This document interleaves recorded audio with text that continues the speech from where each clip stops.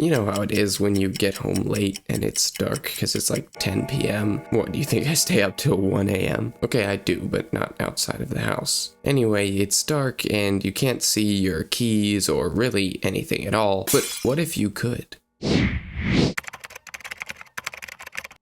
So we're gonna need a bright light, and I happen to have this flashlight lying around. You can use any light you want, but I want to keep mine battery powered, so I'd like to use a pretty small one. And this one uses a 3.7 volt battery, so we should be fine. The top of it unscrews, and we can cut off the LED wires and slide out the LED inside of this little metal casing, which probably works as a heatsink, so we'll have to keep it. The LED also seems happy to run off of 3 AAAs, so that's what we'll use for power. Now, to make the light only turn on when we show up, so we're not wasting any battery, we'll use one of these little PIR motion sensors, which basically see heat, so they'll work fine in the dark. And we don't actually need a microcontroller, because all of this circuitry back here makes sure that when the sensor is powered on VCC and ground with 3 to 5 volts, anytime it detects motion, it outputs a 3.3 volt signal on the outline for up to 30 seconds, controlled by this potentiometer. So all we have to do is power our sensor with the batteries, power the LED with the sensor, and yeah, the control line from the sensor isn't very powerful. What we need is a transistor that will basically act as a switch controlled by the sensor. So whenever movement happens and the sensor's output line goes up to 3.3 volts, the transistor will let the full 4.5 volts from the batteries go through it at up to 800 milliamps, which will give us a very bright LED. So if we transfer our circuit to a perf board and hang it up near our door. Okay, I'm gonna start my approach and we'll see if this thing turns on. Oh